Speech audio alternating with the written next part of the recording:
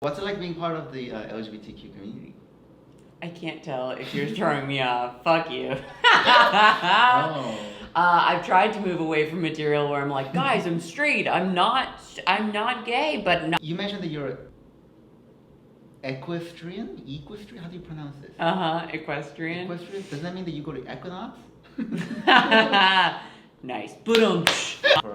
You notice he cleared this wall so that you can't see any of it. Back there, weird shit.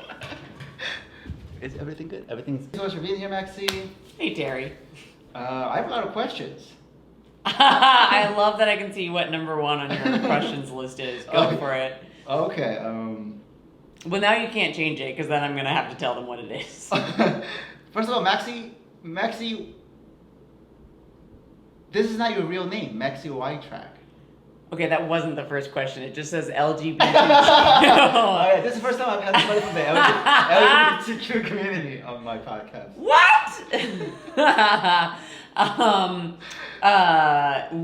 Witrak is my mom's last name. Oh, okay. So it's my middle name. Gotcha. I ditched my maiden name professionally. Which was? Gumprecht. I think you might have said it once on a mic. Yeah, probably. I try to make a joke about how my dad is really into his German heritage, and I'm less vocal about it because I don't want to be mistaken for a Nazi. Yeah, it sounds familiar. You don't look German. I don't? I was watching the Olympics and looking at like the German soccer girls. I was like, that could be my sister. Actually, yeah, German soccer girl that might. I don't know. So what's it like being part of the LGBTQ community? I can't tell if you're throwing me off. Fuck you. Oh. I've tried to move away from material where I'm like, guys, I'm straight. I'm not gay, but not that there's anything wrong with that. And I've just wasted so many opening 5 minutes trying to explain that to people so I can move on with the rest of my set. I thought that clip of yours is my favorite. I think that's funny. Thank you. I appreciate it. I think you just give off a very tomboyish energy. Sure. Yeah. But it's funny, like, I was thinking about how guys have fought for so long for, like, there to be no one gay look, that, like, you can't just look gay. And yet for women, constantly, it's like, no, she looks pretty gay. No, but isn't that like a popular look in LA? You don't want to look too feminine, I guess. You mean for comedians specifically, or I guess, in general? just in general. I think it's like a power move to like add something just ugly enough in fashion that it's like pretending this is for me and not for the male gaze, and it's just like that's fashion. It's just like, oh, this isn't for you, it's for me, but really like that's just ugly. Are you a feminist? I would say so. For like whatever my take on it is. I don't think I like agree with everyone who calls themselves feminists because there's such a spectrum. Excuse me. True. I heard it's not right to comment on girls' outfits anymore, or just in the workplace. In what context do you think you've heard that? Like I think it's sorry. Yeah, like where have you heard that? I mean, I've just made mistakes in the past where I said something and then I think it usually blows up in my face, so I just don't say anything to any girls anymore. So I don't compliment. I just avoid everybody.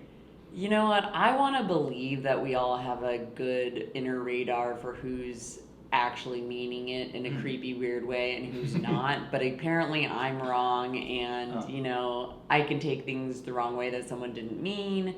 I can say things in a way that I didn't intend and someone else takes weird. So I think it's just one big murky gray area. It's not that you can't. It's just like, do you know the person well enough to know how to be taken, maybe? That's true. And run the risk. Like, even over complimenting people now is like love bombing, or, you know, someone can find something negative about whatever you do to like make an argument for it to be negative. But I think if you go in with good intentions and you know in your head that you did not mean anything by it, I think you can sleep well at night. I don't know. Gotcha. Well, I want you to take it the totally wrong way. This is totally creepy, but I think that's lovely. What is lovely? Top. Thank you. My little crocheted top. Fuck you, Terry. How dare you say that? I like compliments just like any other girl. Maxi says that you went to Johns Hopkins. It says in your little dossier, it does say. Also on LinkedIn, it says right here. Yeah, I put that up because that is like one thing I'm proud of my past that no one would believe. Oh, wow. Thank you. You actually know what Johns Hopkins is? Of course, yeah. It's in Maryland. Yeah, well done. Baltimore. You're reading that.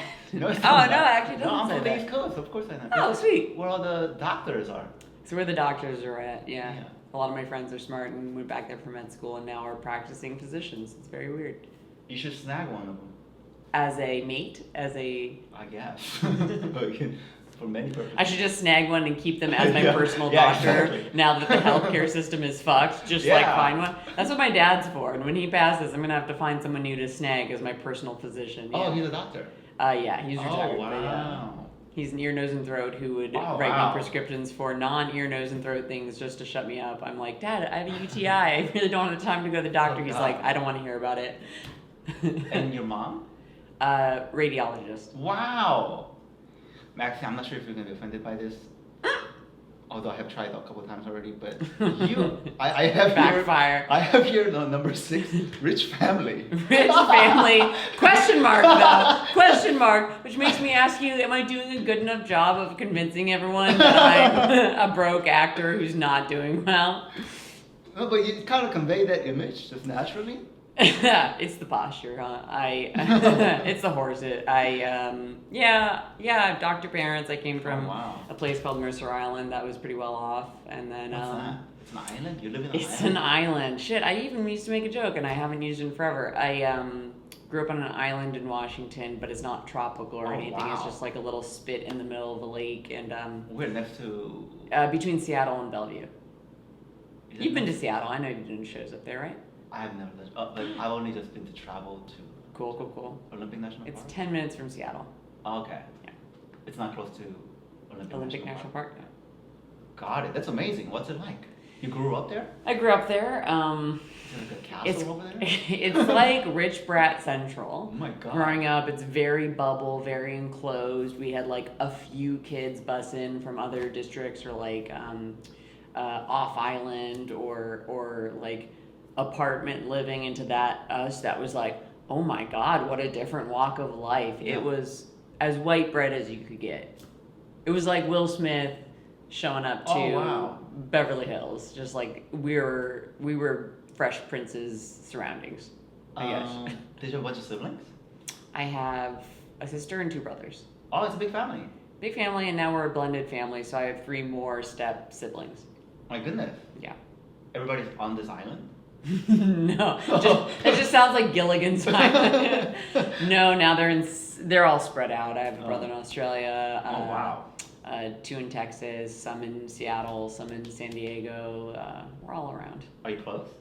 I'm close with pretty much everyone. We don't see each other as much as we'd like, but Are you the youngest? yes.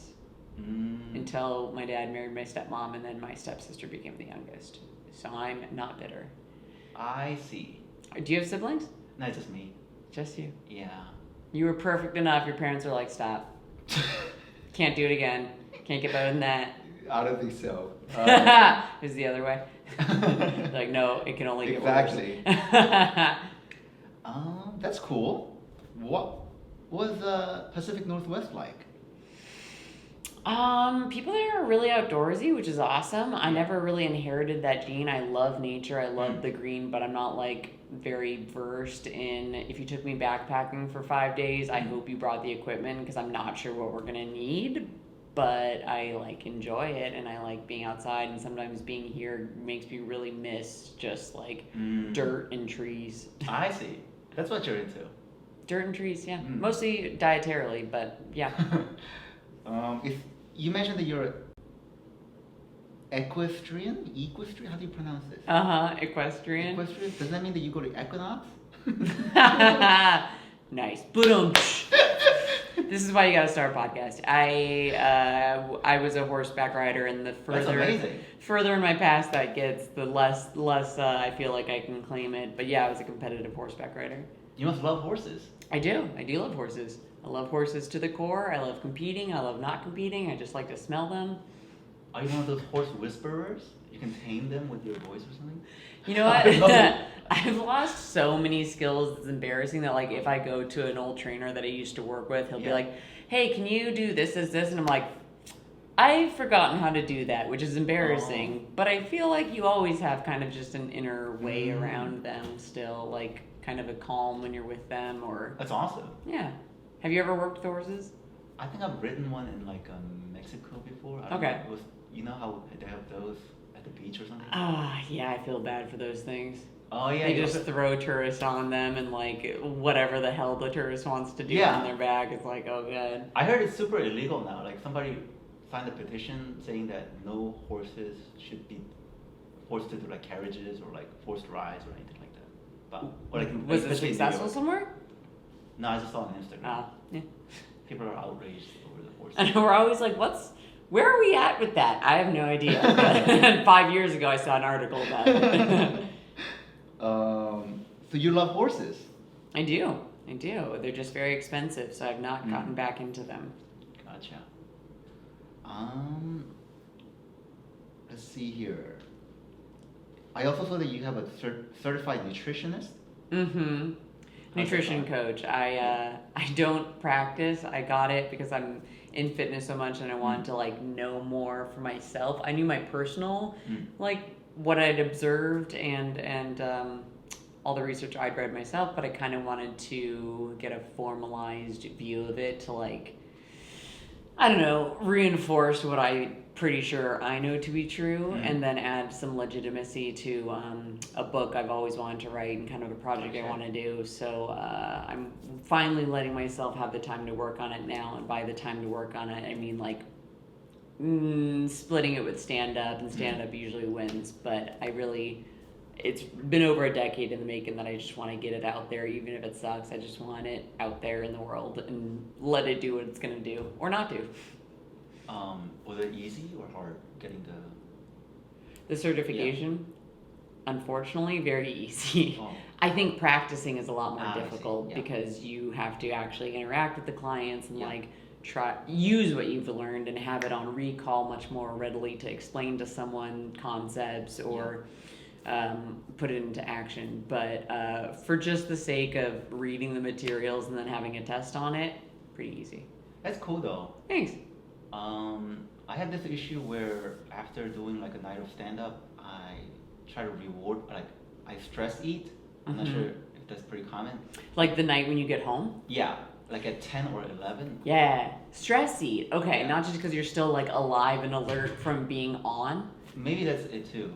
I just like eat to like, cause I'm want to reward myself. So I think that's pretty unhealthy, but I do it too. I Yeah. like, well, you know, because our shows are often like at prime dinner time. And so for like our circadian rhythms, it's not great to be eating so late. Like our gut Right. biomes, this is so nerdy, but like our gut bacteria are on a rhythm along with the rest of us. So like they Right. want to go to sleep when we should be going to sleep. So if you eat too late, they're like, what are we doing?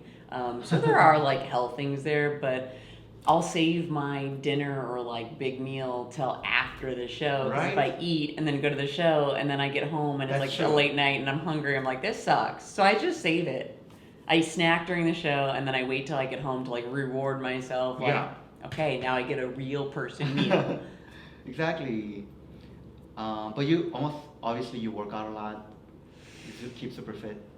Thank you. I teach fitness and about 80% of what I teach I have to do along with them. It's not just like showing them the moves. So I get some workout that way, and then usually because I'm so busy or tired, I don't get a lot of time for my own preferred workouts. So actually the eating and what I'm trying to like teach in this book is that your eating can do more of the work for you so that you don't have to try to like burn off yesterday's meal or like use your workout to fix your eating. Gotcha.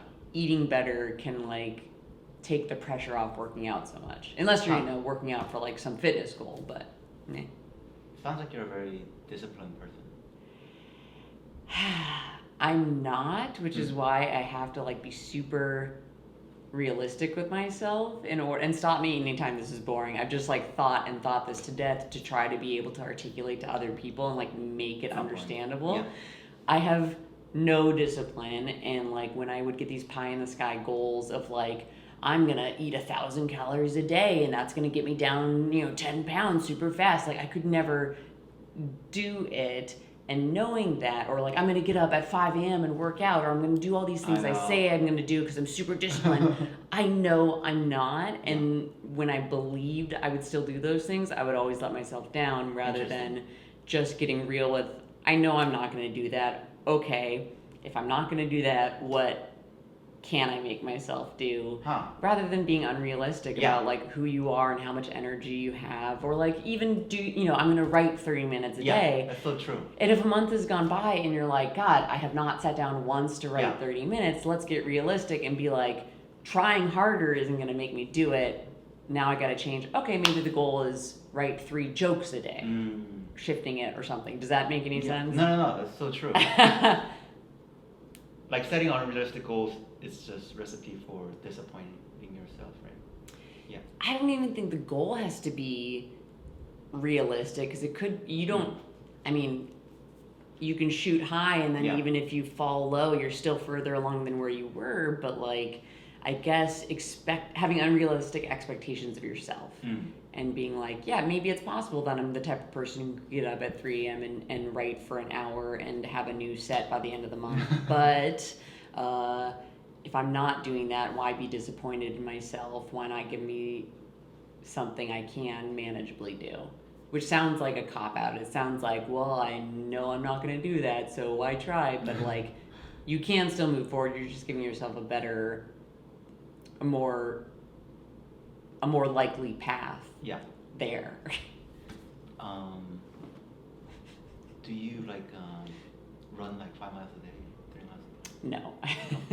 I like to work out less than an hour every day. What, really? Yeah, I don't want to be living in the gym. I don't want anyone else to be living in the gym. This is turning into like a promo for my program. Did you go to college? Yeah. I thought so. Didn't you ever go to like the college gym and see these girls just like on the elliptical for freaking hours? Yeah. So with like a magazine in front of them, and it was just so sad and such a waste of your life to just be like glued to the elliptical, just like, I gotta. And so I want to be like in, out, done, 30 to 40 minutes, no more than that. Just go, but like super intense, like. Not even necessarily, just consistent. I just think of you as a very intense person. I am quite intense. I'm usually angry at someone. And then there's those lovely people at like the open mic in the middle of the day who will be like, why are you so angry? And I'm like, I guess I'm safe with you enough not to be. Okay. I'm constantly on guard for the world. What are you angry about?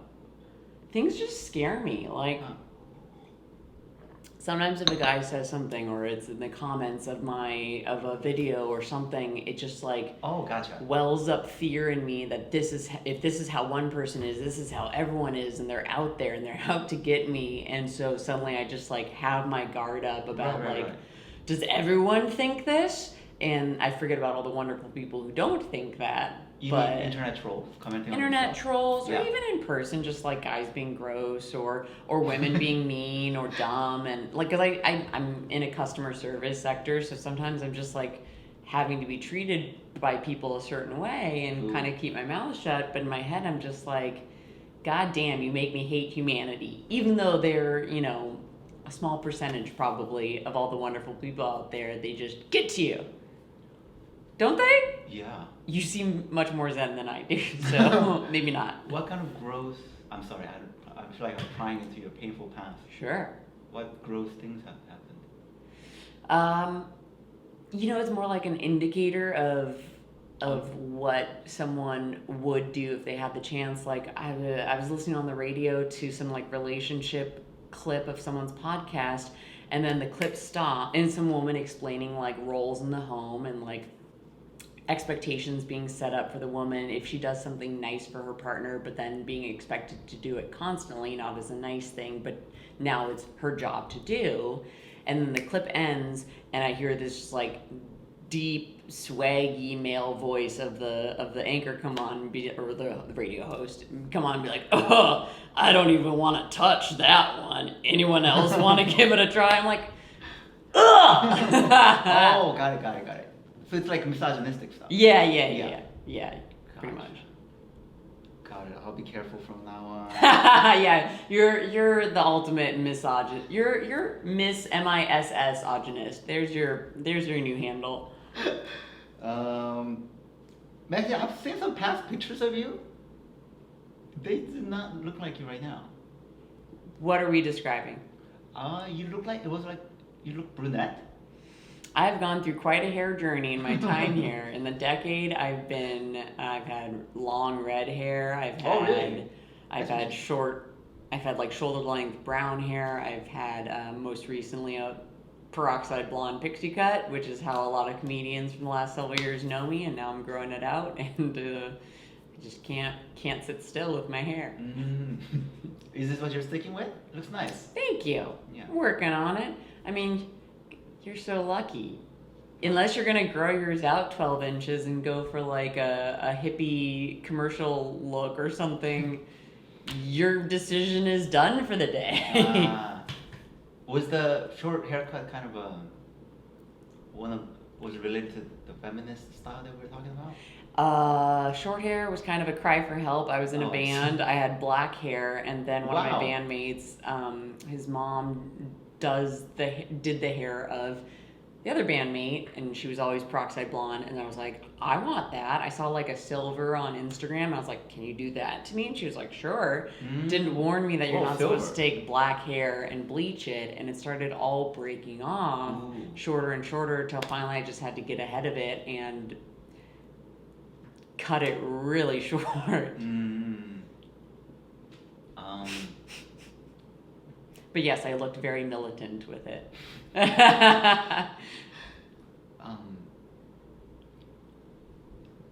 Is everything okay? You probably should have asked me that a couple years ago, and I would have been like, maybe not. And now, knock on wood, yeah, things are good. Do you have any mental illnesses?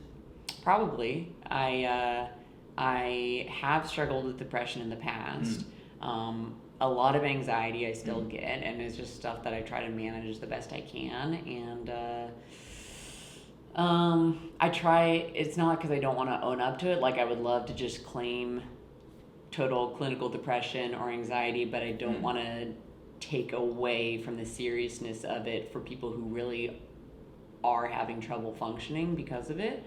So I guess mine comes and goes in the amount that it has, and right now, knock on wood again, I'm pretty good, but yeah, like our environment is really not helping right now. As easy, quote unquote, as we have it, like, I'm in a pretty safe room with you right now. You have food in your fridge, like, we have clean air, clean water, like, there's still a lot of environmental factors making everything feel like terrifying a lot of the time, or negative a lot of the time. So I think I'm also just like responding the way any mentally healthy person would to our environment. How are you doing? I'm fine. You've talked so much in your bits about struggling with mental health. Yes, mental health is a huge problem for me. But I think it's just common for comedians to have mental health. I agree. I think what makes us funny is also what makes us super anxious and depressed and all that. Yes. And vice versa. I don't know that one causes the other. I think they're just correlated because it's like, I'm the type of person who tends to overthink, so it would make sense that I would go into a field that celebrates you thinking way too hard about something, obsessing in a way that could make you crazy, because now I'm depressed thinking about the state of things because I've looked at it from all angles and there's no solution. Exactly. You know? Our brain is unsuited for normal types of work because of, I think, what you just described. I think we think too much. Let's just be dumb. Okay, just one quick thing before we move on. You studied East Asian Studies. What was that about? When I was in high school, I was pretty fluent in Spanish, so my mom signed me up for Chinese. She was like, you're going to be an international diplomat, so start learning. And I took several years of Mandarin and went nowhere with it, but she was convinced that, like, in our diplomacy efforts with China, that I would get a job that way. Did you ever try? No. I don't even order. I can't even order Chinese food in restaurants. Like, it's very pathetic. But you said it for several years. Mm-hmm. What were you doing? It's a very hard language. That's funny. Did you have a Chinese name? Oh my god. Just went by Maxi. Kong Mao Shu. Oh my god, I have not even thought of that since 2010. It doesn't sound like Maxi. Kong was like the gum prect, and then Mao Shu, Oh, I see. Maxi, sort of. Oh, I see. It could have been closer, but it was given to me. I didn't make it up. Ah. Interesting. And then you were at New York Film Academy. I love that you're taking this from my LinkedIn that's pulled up, because it is like the least filled in thing of anything. I put it up as I was just like asking you about your history. Yeah, it's stuff I haven't thought about in a while. Like, New York Film Academy was now over a decade ago. That was my grad school. Yeah, I did a year in New York and then a year in LA. It was a split program, and that's what brought me to LA. And I didn't have anyone to ask about, like, should I move to New York? Should I move to LA? I knew no actors or anything, so I just, like, took a gamble on this program to kind of give me some direction, and it got me here. I know a couple of people from... Callahan Welsh sometimes wears a New York Film Academy he went there t-shirt. I haven't asked him. I assume he has, but also I've seen those shirts floating around thrift shops pretty often, and I'm like, yeah, you can just pick one up. Yeah. You must have been 24 or something. Wow. Yeah, 22 and 23. Okay. Mm-hmm. A little off. No, I just I skipped first grade, so I was went young for my grade after that. Let's talk about flappers. Let's talk about flappers. We love flappers. What part of flappers do you dislike the most? Do I dislike the most? First, I wanna couch this saying you are hosting a mic there, so this is not a hate flapper session. I love flappers. What part do I dislike the most? When people shit on it. That's what I dislike the most. When people have a place to go that doesn't have to give them a spot and does, and then they complain about it. It's like, they didn't have to give you anything. That is true. I was listening to your podcast with Paul Mumji. That's why I... Oh, you did? Yeah. Because 30 minutes ago, it was just like bashing. Well, you've been... No, that's not true. You were there long enough that he was still... Yeah. Okay. Yeah, Paul was nice to me. Mm-hmm. I think it's easy to, like, take sides on anything until you remember that, like, both sides have their valid points. And unless someone is asking you to make a choice, like, I think you can be friends with both sides. Yeah. And that's not saying that you don't believe that side. You're just saying, like, yeah, that was your experience with them and mine's been different. How did you feel about everything that Paul... we can edit some of this stuff out. How did you feel about what... They always say that. We can edit this out. Spill your secrets. What, Terry? How did you feel about what Paul was saying? Because all of it kind of resonated with me about how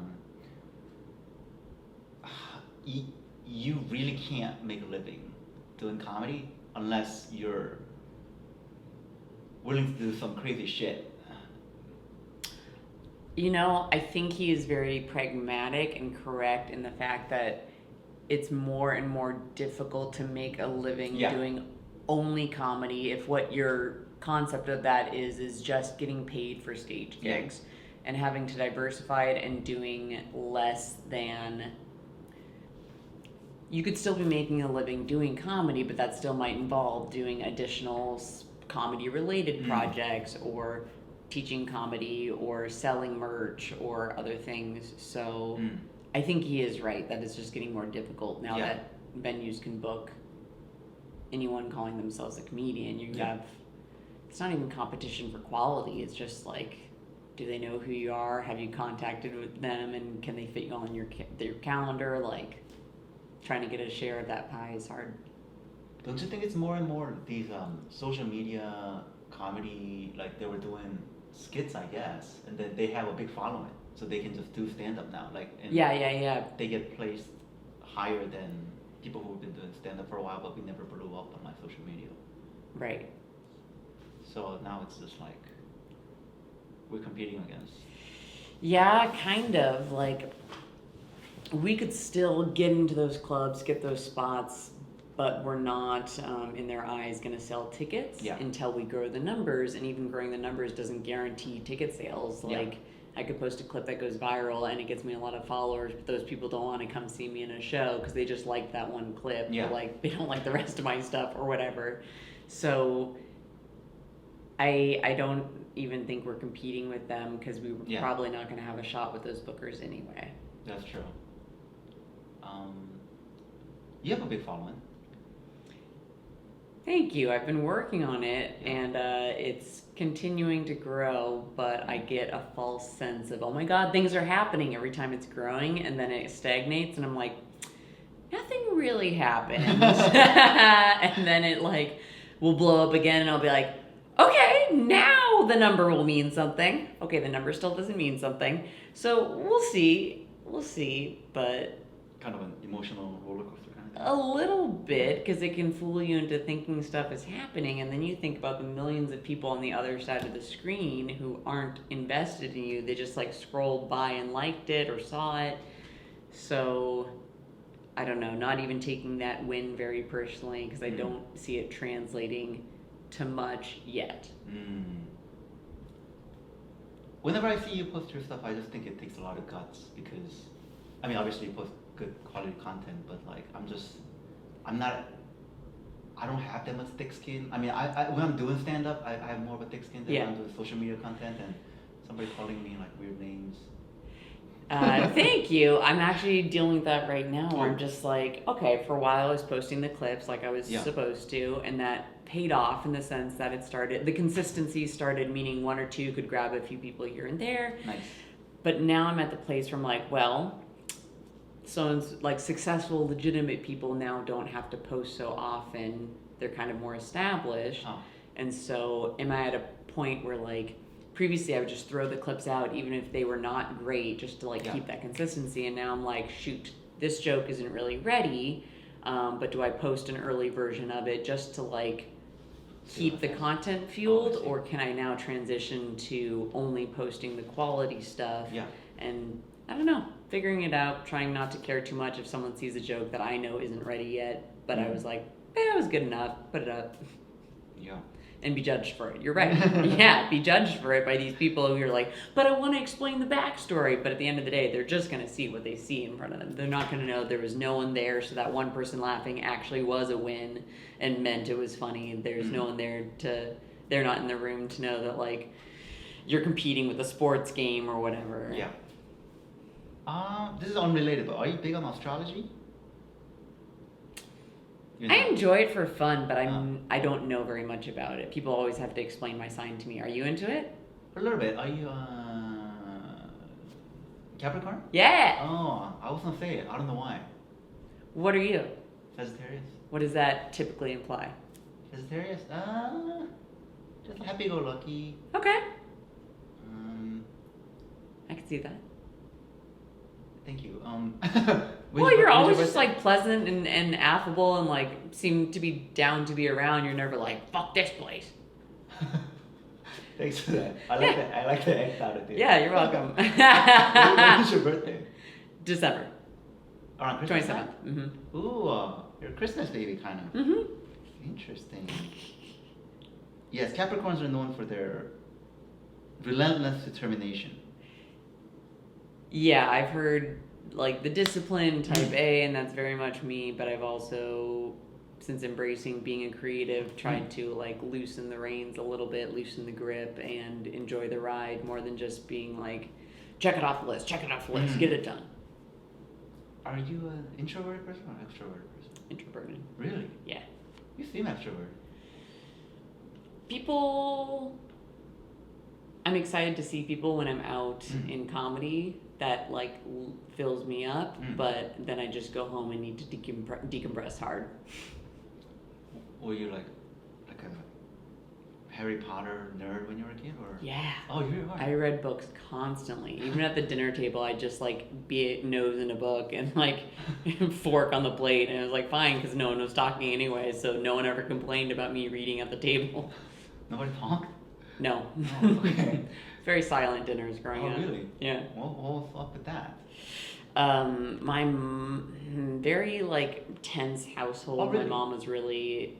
We keep saying she was mentally ill, but we never got a formal diagnosis. We just haven't talked to her in a long time. But so growing up, it was like a very like knife's edge household that if you said the wrong thing or like acted out, suddenly like all hell would break loose. And so we would kind of always be watching her mood and be like, okay, is she calm? Okay, don't rock the boat. Everyone shut up and just like be quiet. Don't cause a problem. Because then if we were to start talking around the dinner table, stuff could go wrong. So we'd just be like, thank you, eat our food like good kids, and scram to our bedrooms. Wow. Yeah. What about your dad? Is he more gregarious? He's very easygoing, very just like, whatever you guys want to do, as long as we're all enjoying our time together, like salt of the earth. He's kind of quiet until you get him talking on a subject like history, and then he will just not shut up. Who did all the cooking? My mom often did, and then we had a housekeeper to help fill in because she was working so many nights. Gotcha. You had servants? We had a housekeeper, not servants, plural. You ever seen Django, the movie? I'm sorry, that's not a I've seen, comparison. like... You know when you go to Candyland with the my servants God. at the dinner table? Oh my god, yeah, with little white powdery wigs. Yeah, great. Let's add to my backstory. What kind of books did you read? Well, okay. For a lot of my childhood, instead of books, it was Archie comics. You ever read those? You ever see them in the newsstand? I've heard of it. What are they? They're like these wholesome, which is why the CW ruined it. These wholesome comics. They're not action or anime. They're just like this like 50s American teenager living in Riverdale, USA, made up sunny location where everything is pretty perfect, and his girlfriends Betty and Veronica that he can never decide between. And I just like could eat those things up, like devour them.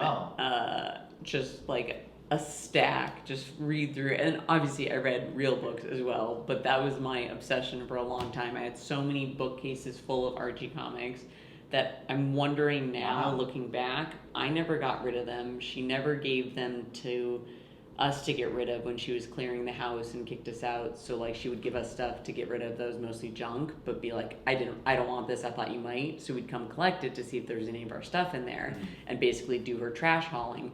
But now that I think about it, there's like a significant Archie comic collection in that house that I wonder if she will ever curate and sell. Now I'm super interested. Was it like funny or like was it like more romance? The comics? Yeah.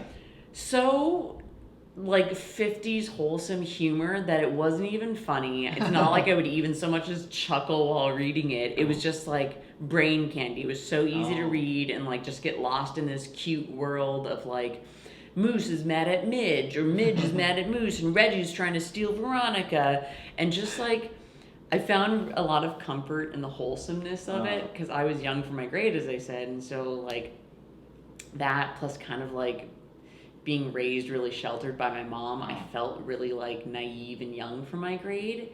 And so girls were like doing things before I was ready for it, or like talking about sex or talking about their periods, and I was like this scared little kid trying to like just feel safe in this like Shark Tank of like now sexual teenagers, and it just like scared me so much that I just would rather have been in my Archie comic world of like, oh, boys and girls kiss, that's about it, and that's all you have to look forward to, and like to me that was safety. It sounded like you grew up pretty like innocent, like not a little bit. Yeah. Did you go to like a regular high school though? Mm-hmm. Was it a public high school? Mm-hmm. Oh really? Mm-hmm. That's unexpected of you. Yeah, public high school. I know. Yeah, literally people at Johns Hopkins were like, public school? You must be the real, like, commoner. I'm like, okay. What was that like? What, public school? Yeah. It was fine. Again, it was on Mercer Island, so it felt like a private school. Oh, I see. Yeah. How many people were in the school? I don't know, maybe 1,000. I think my graduating class was like 300. It was pretty big, but it's like a small college campus, like where you can, pretty much everyone you're walking by, but not everyone really well, maybe? I don't know. Did you go to prom? Did it have prom? I went to half of my prom. The second half. Did you go to prom? Yeah. All of it? Yeah. God damn it. I'm sorry, David Veith. So I got asked to prom at the same time I was deciding between Johns Hopkins and USC, and my mom really wanted me to go to Johns Hopkins. Wow. And so I had a horse show the same day as prom, and she wasn't going to let me skip it. She was forcing me to go, and which sounds, again, so first world problem, but it was like my hell at this time because it was just so pressure filled. And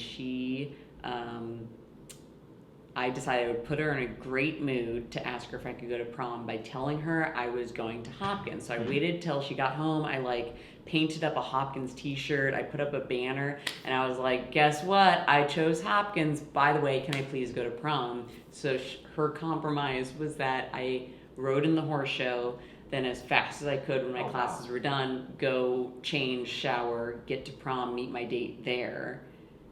Sleep for 4 hours, come back the next morning to keep riding and competing. But I was like, I'll take. Holy crap. It was so weird. My poor date. Huh. Gotcha. Someone who was gonna ask me Oh, was he like, was oh, I'm left not there. so sorry now. So he was just waiting for you for hours. Yeah, he rode to the prom with everyone else in the limo and did all the photos without me. And then I basically met him as That's we're the having the worst. class dinner. You're the worst date. And I was the worst date ever. And he asked me the same day that another friend was going to ask me. And at first my friend Steve was like, oh, darn it. And then prom happens and Steve is like, I'm really glad I didn't take you. Wow. Oh, he's adding 14. You did some good research. I haven't talked about a lot of this stuff before. No, this was all I interesting. feel very flattered that I get to dive into this with you. Were you a normal kid? I was a weird kid. Aren't we all? If you're not a weird kid, do you have any imagination? I could totally tell that you're a weird kid. Kindred spirits? Probably. Weren't you? I was, yeah. How were you weird? What? By societal standards, how were you weird? I don't know. I just went to weird things. Didn't fit in. How about, were you like an artsy? Or No. a goth? Or one of those? I wanted so badly to be punk. I wanted Avril and Gwen, which isn't even very hard punk, but I just wanted to be able to wear the little glove things and eyeliner, and I was just so sheltered because of the I see. horseback riding.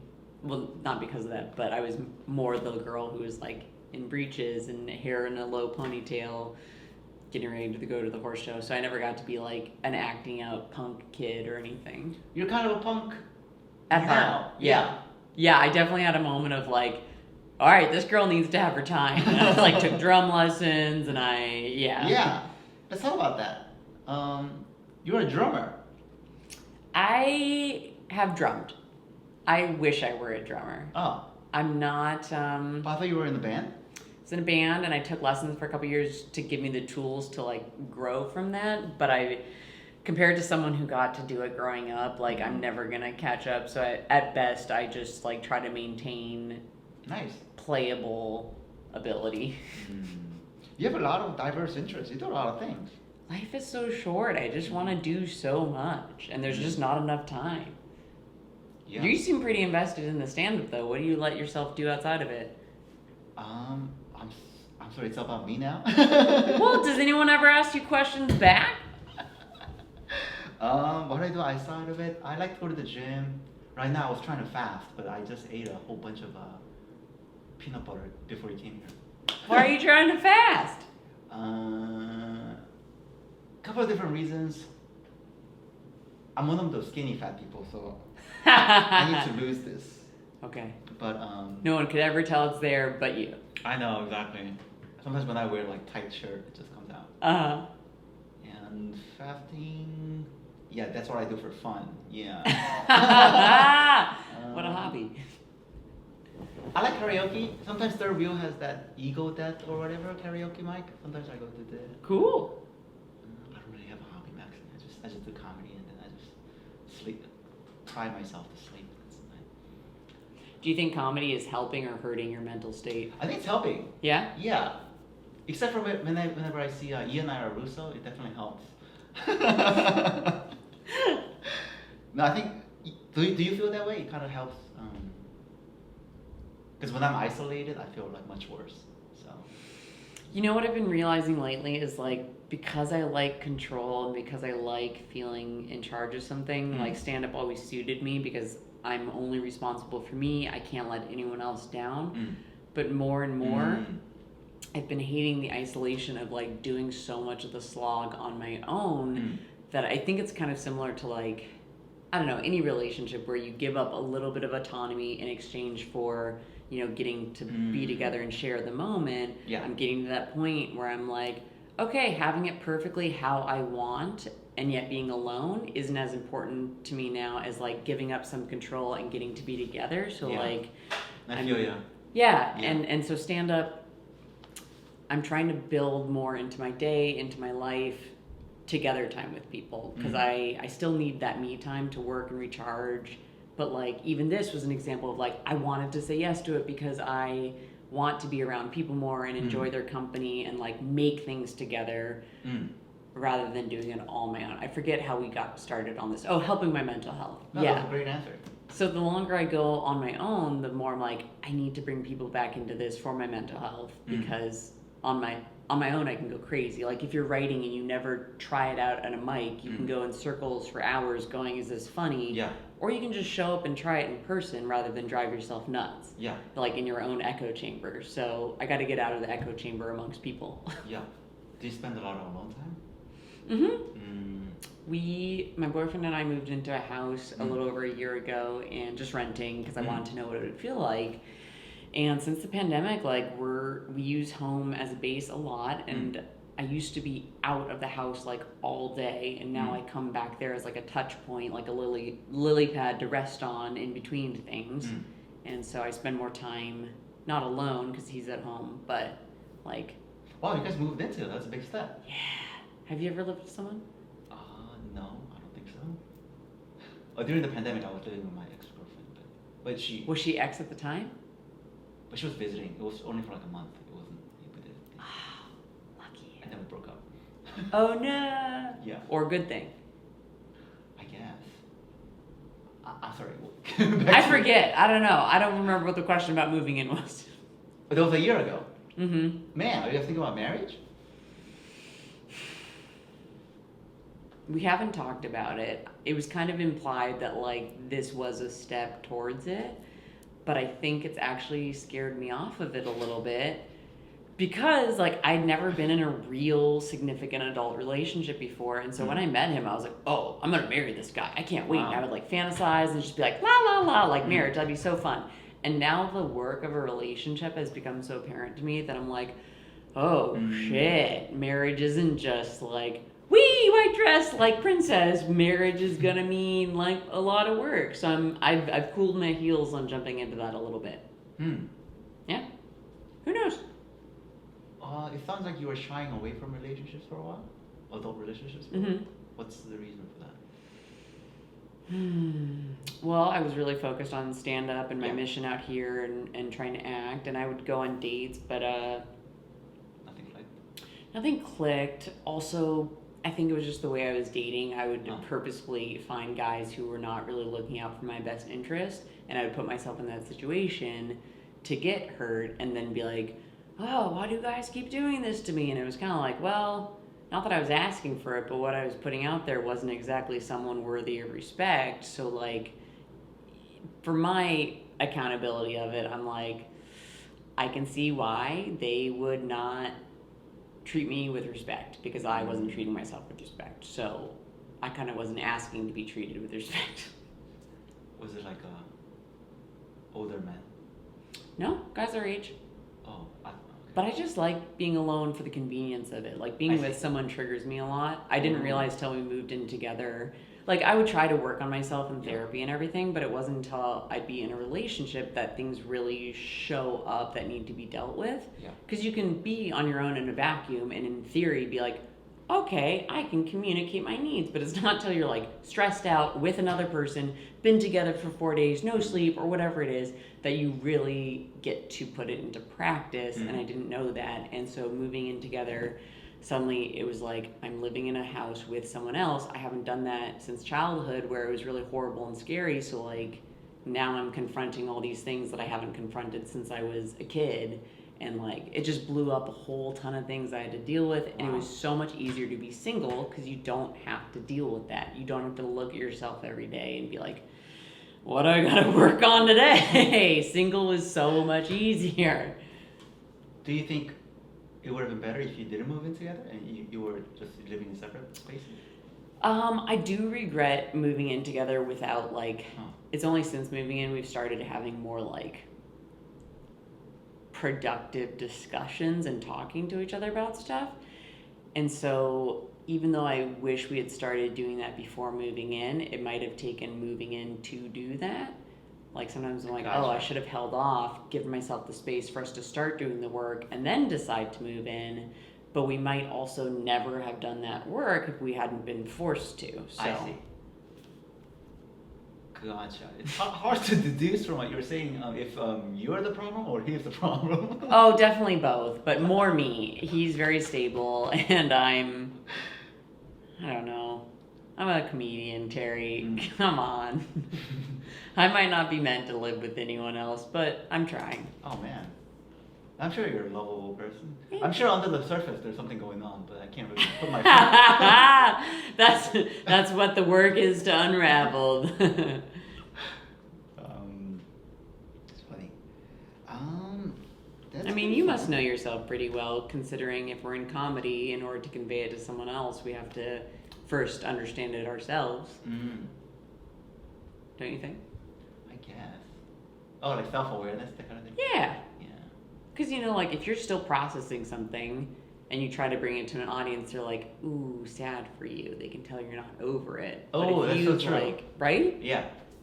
But if you've worked through it yourself and you feel like you've got a handle on it, now you can bring it to the stage and be like, look, guys, I've been a real bitch.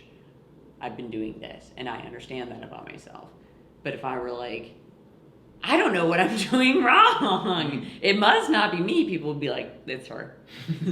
She just can't see it yet. Are you a bitch? I love the way you ask that. Like a kid who just wants the answer to be no so well, you badly. said it yourself. No, I'm kind of scared to be a bitch. I don't like what it invites upon me. I feel like once you're a bitch, you've opened the door to much worse retaliation. I actually think you're one of the nice ones in the comedy community. I'm sorry, I'm gonna probably one of the good ones, huh? And we can wrap this up pretty soon, but don't you? I was just starting to sweat in your chair, and I thought I should get out of it. Do you get along with anybody? There's nobody being catty or like overly competitive. Like I feel like it's more common with. I mean, it's really competitive with the guys too, but right. Nobody getting on your skin or anything. You know what? Everyone's been pretty good to me personally. I feel like there's a pretty decent like standard of respect for each other and what we're doing, even if we're not the same. But you know, we all have experienced it, and like we understand the dynamics that we're facing. So like I think we're mostly in solidarity. If someone's saying something about me behind my back, I obviously don't know it right now. But I've been thankful that like the few people I think I've seen not eye to eye with, either I haven't needed them, so I can just like that's good. Like I don't have to play with them because it's a big enough comedy pool that it's like, okay, we don't have to like each other. That's true. And then like one time I think I kind of was confrontational with someone, and then we resolved it because I ended up explaining to her like where I was coming from with it, and she was very gracious and like accepted why I had kind of lashed out, and we've since seemingly, hopefully, patched it up. No cat fights?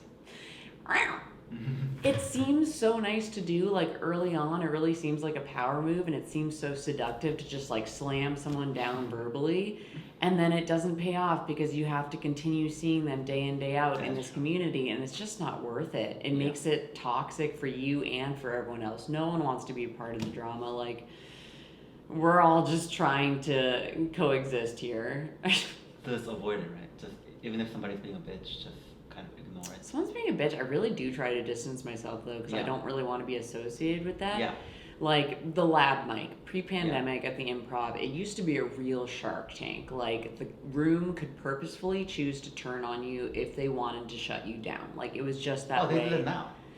Well, I think you have a little bit more of a fair trial right now. Okay. It feels a little more supportive than it used to be. Gotcha. I get it still feels like a Shark Tank, but like if you're trying in earnest, I think people are pretty supportive.